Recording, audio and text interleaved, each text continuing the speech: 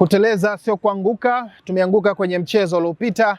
Huu ni wakati wa kujikusanya upya kuelekea kwenye mchezo unaokuja tarehe 18 siku ya Jumamosi dhidi ya Mtibwa Sukari kutoka Morogoro. Mchezo wa hesabu, mchezo wa kupambana, mchezo wa kuhakikisha tunapata alama 3 ili kuongeza gepo la alama ambalo tupo nalo hivi sasa. Sio mechi nyepesi, mechi ngumu. Mtibwa ni moja kati ya timu bora zenye vijana wengi wenye speed, wenye uwezo wa kuamua matokeo kwenye uwanja wowote. Lakini kwa namna ambavyo mwalimu amefanya session ya kwanza hapa, kuna imani kubwa kwetu sisi ambao tumetizama ya kufanya vizuri kwenye mchezo huo.